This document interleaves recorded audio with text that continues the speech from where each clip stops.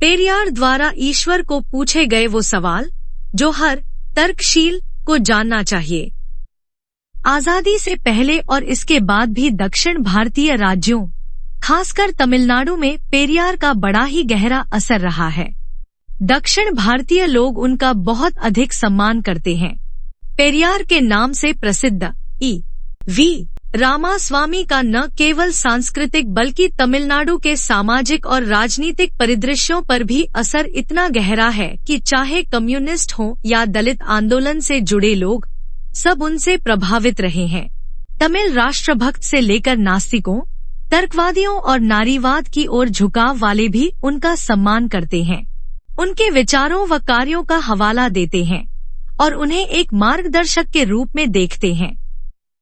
तर्कवादी, नास्तिक और वंचितों के हित में बोलने व कार्य करने के कारण उनकी सामाजिक और राजनीतिक जिंदगी ने कई उतार चढ़ाव देखे। इरोड वेंकट नायकर रामासामी 17 सितंबर 1879 से 24 दिसंबर 1973, जिन्हें पेरियार के नाम से अधिक जाना जाता है, 20वीं सदी के तमिलनाडु के एक महत्वपूर्ण और लोकप्रिय राजनेता थे। उनकी उपाधि पेरियार दरअसल तमिल में सम्मानित व्यक्ति के लिए प्रयोग किया जाता है। वे रूढ़िवादी हिंदुत्व के प्रबल विरोधी थे। जस्टिस पार्टी का गठन के सिद्धांत में रूढ़िवादी हिंदुत्व का विरोध था। भारत में हिंदी के अनिवार्य रूप से शिक्षण में प्रयोग का भी उन्होंने घोर विरोध किया। उत्तर भारतीय हिंदी क्षेत्रों में हालांकि इनकी लोकप्रियता कम है, पर धीरे धीरे लगातार आज बढ़ती ही जा रही है। भारतीय, खासकर दक्षिण भारतीय समाज के शोषित उत्पीड़ित लोगों की स्थिति सुधारने तथा एक तर्कशील सांस्कृतिक आंदोलन चलाने में इनका नाम शीर्षस्थ है। पेरियार की मूर्तियों के नीचे लिखा था, ईश्वर नहीं है और ईश्वर बिल्कुल नहीं है।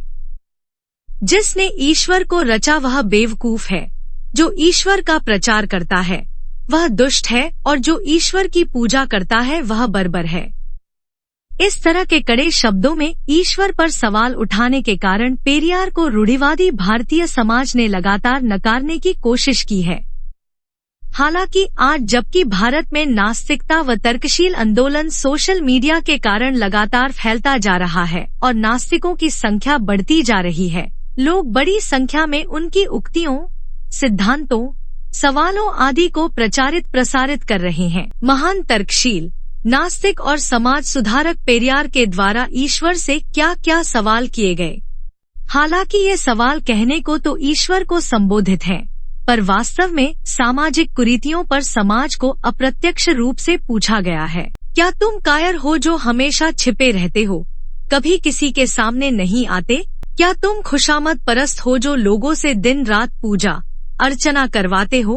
क्या तुम हमेशा भूखे रहते हो जो लोगों से मिठाई, दूध, घी आदि लेते रहते हो? क्या तुम मांसाहारी हो जो लोगों से निर्बल पशुओं की बलि मांगते हो? क्या तुम सोने के व्यापारी हो जो मंदिरों में लाखों टन सोना दबाए बैठे हो? क्या तुम व्यभिचारी हो जो मंदिरों में देवदासियां रखते हो? क्या तुम कमजोर हो जो हर रोज होने वाले बलात्कारों को नहीं रोक पाते? क्या तुम मूर्ख हो जो विश्व के देशों में गरीबी भुखमरी होते हुए भी अरबों रुपयों का अन्न, दूध, घी, तेल बिना खाए ही नदी नालों में बहा देते हो? क्या तुम बहरे हो जो बेवजह मरते हुए आदमी, बलात्कार होती हुई मासूमों की आवाज नहीं सुन पाते? क्या तुम अंधे हो जो रोज अपराध होते हुए नहीं देख पाते? क्या तुम आतंकवादियों से मिले हुए हो जो रोज धर्म के नाम पर लाखों लोगों को मरवाते रहते हो? क्या तुम आतंकवादी हो जो ये चाहते हो कि लोग तुमसे डर कर रहें?